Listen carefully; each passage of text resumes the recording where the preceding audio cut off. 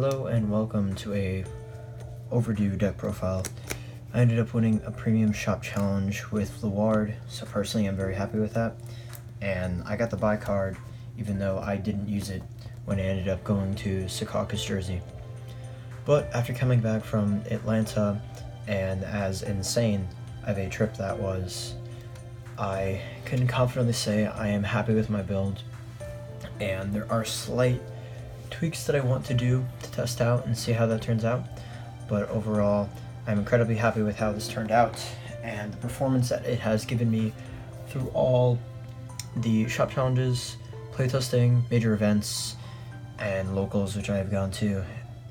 And before the profile truly begins, all I can do is shout out to my sponsor, the Rift Collectibles. Thank you for sponsoring me and my friends, basically the team.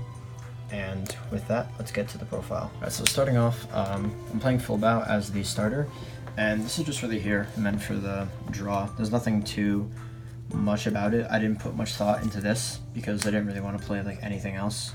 For grade 3s, I'm playing 4 Dragheart and then 2 Dragfall. I originally was playing 4 of this, and I understand why people just play this, but two things came into play. This is actually good versus Neonectar or any deck in which you play a grade 2 game, because with your guarding and trying to mitigate as much damage as possible, as long as your hand is set up properly, then you can eventually just ride this and then immediately stride, which does the job. Because there are many situations where I would be riding this in playtesting and I misplay and don't have enough cards in hand to discard a stride, so I'm still giving my opponent free stride, which is not what you want to do.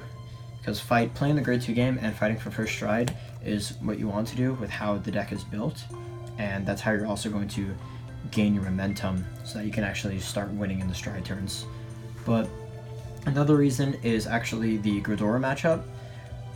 Due to the results of Secaucus, I wanted to play a higher count of grade 3s so that eventually, if I did face Gridora, which I didn't, but in case if I needed to, I was going to actually have enough grade 3s that I could ride from hand. And since I was playing a certain card in my G-Zone, spoilers, I was able to have an out for it or be able to maintain pressure. Because one of my friends had Gridora, and so I play tested against it, and it did come up having the additional grade 3s. But unfortunately, I never saw it in tournament, but this decision never really backfired in any capacity, and personally I'm very happy with this lineup the way it is. For grade 2s, I have 4 Maka, and she mainly is there just to set up your board state for your grade 2 game and be able to rush. The thing about this deck is your strongest points are your grade 2 game and your stride turns. Your stride turns for the obvious, because you can toolbox your entire deck, you can get whatever you want, theoretically. And your grade 2 turns specifically because if you open to main and you have this, every counterblast you get is a draw. And now most decks can't deal with that in the sense of filling field and drawing cards, so your early game is set up very well, especially if playing standard, just opening up in the main is going to give you so much advantage, and just the card advantage that you get out of it is what's most important. So this, along with Karen, which I'm also playing, is very important just to gain power, hit numbers, draw cards, and fill up the board state. So she did her job, and I'm very happy with that.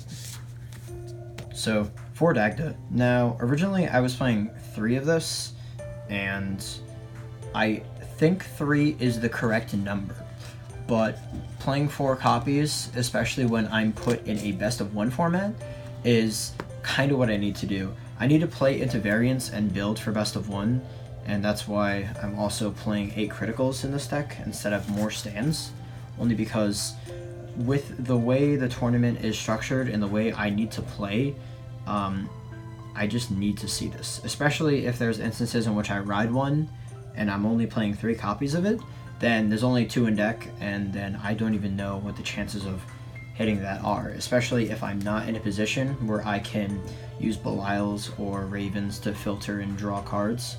There are some times where even at 4 copies, I just didn't see this card in certain matchups.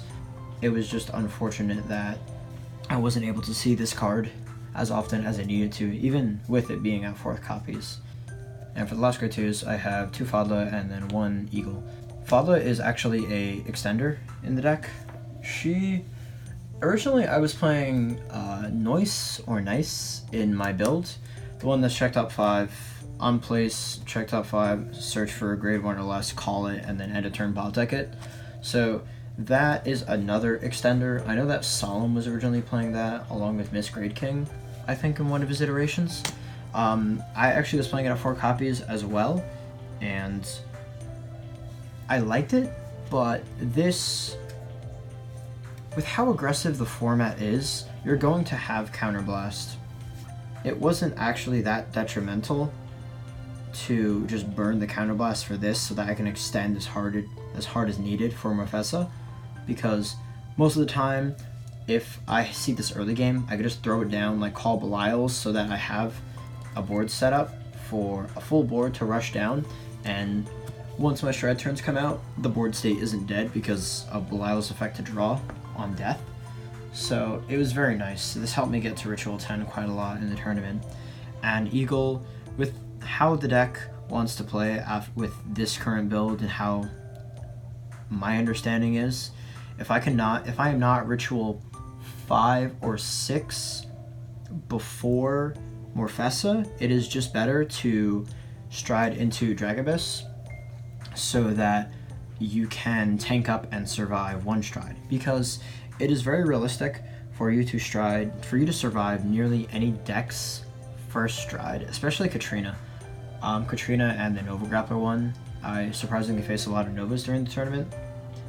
It's very realistic that you survive one stride turn for Neonectar primarily, especially when you can Dragobus, get in the main, and then the main get this is just a PG.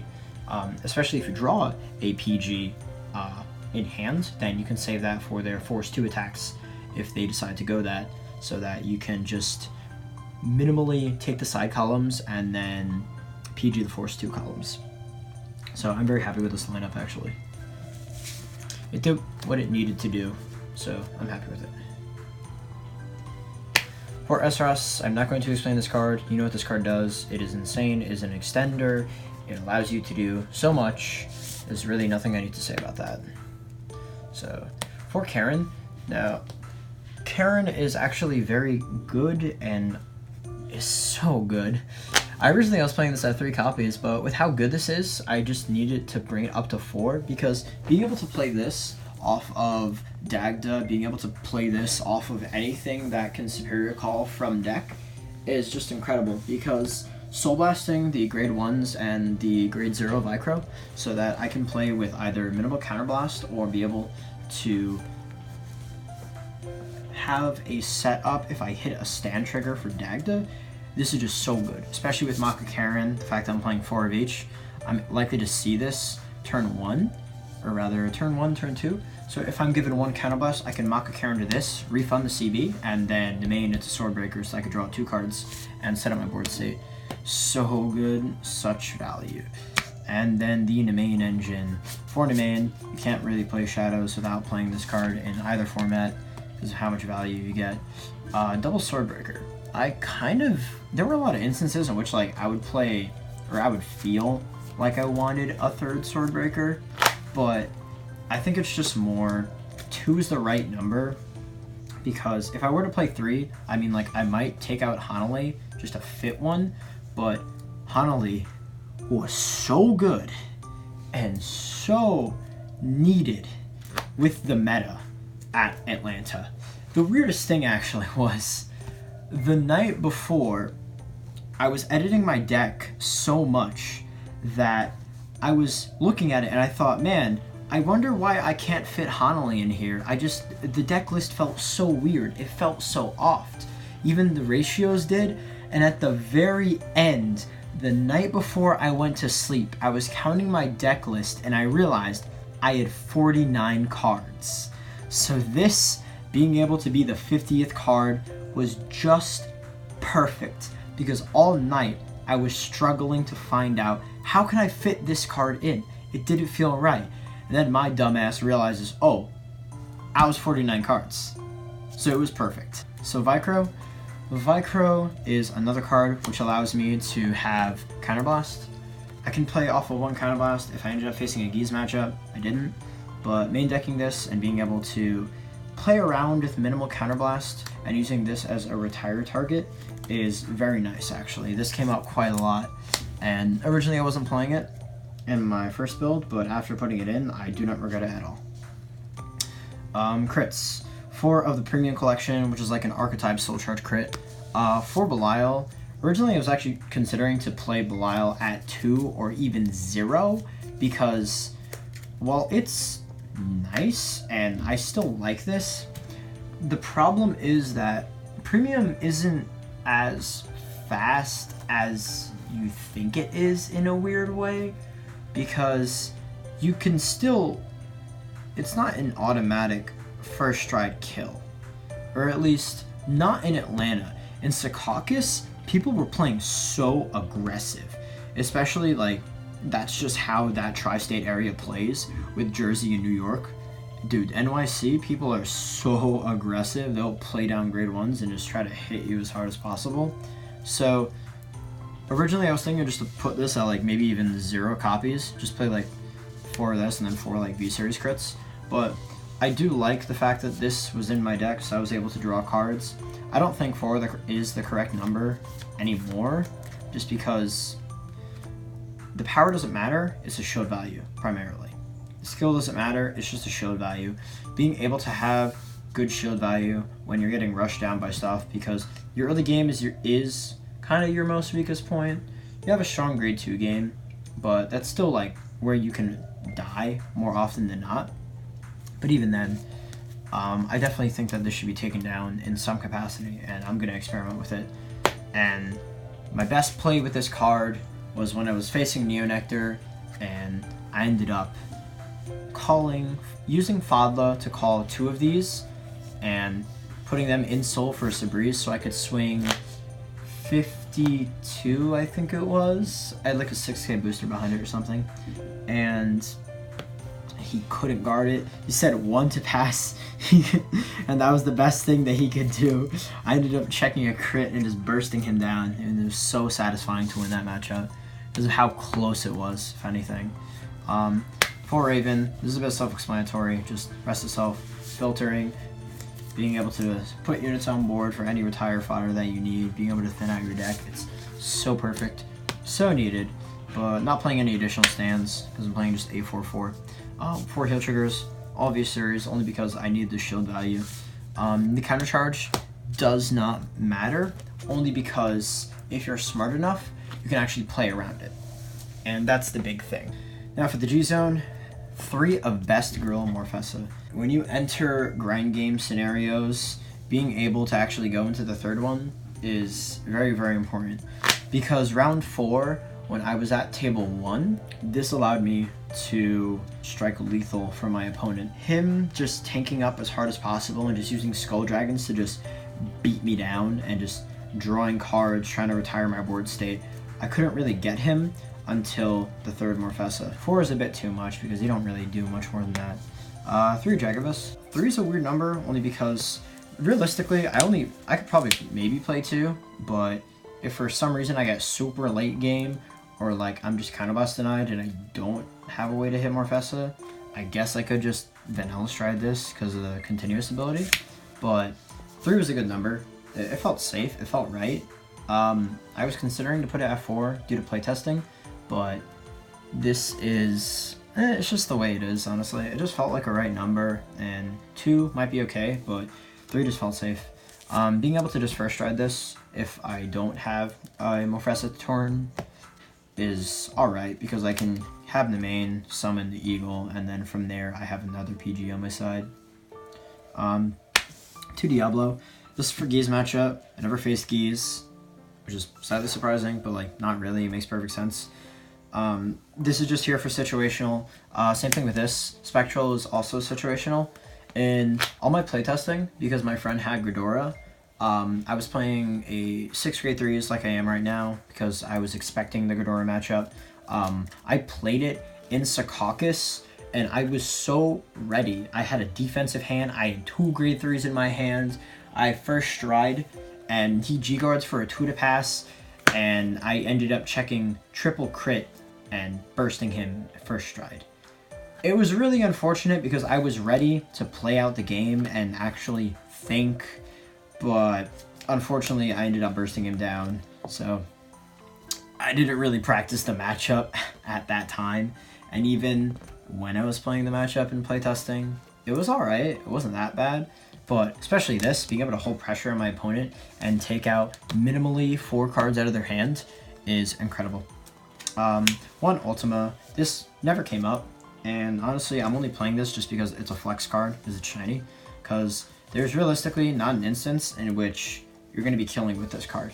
Raffesa, in terms of card advantage, takes away more from your opponent than this does, especially with this having the clause. If you don't win the game, then your G-Zone blows up. The only one time I ended up going into this was round 1 in Secaucus, where I went into time. I had judges around me and a crowd of people because I believe I was the last game happening. I miracle heal on 6 versus Neonectar. I go insane, the crowd goes insane, the judges look at me, I play my last turn in time, I stride this, and he just takes 3 damage. It was perfect. One Seabreeze, of course, and this is here for the grade 2 game because it's very prevalent right now in Premium because of everyone's first strides being incredible and just incredibly strong. This is just really nice. One Gelato. The fact that the main calls out extra grade 1s makes this a lot more valuable.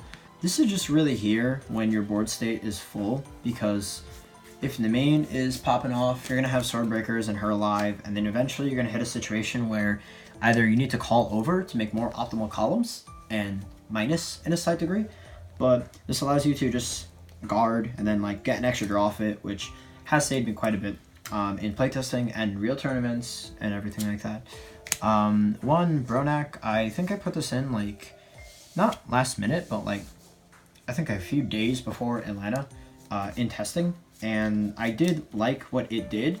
Realistically, I only went into this once, and the G-Zone's mainly meant to answer as many problems as possible, or many situations that can come up as possible without like beginning to be suboptimal. So this did what it needed to do.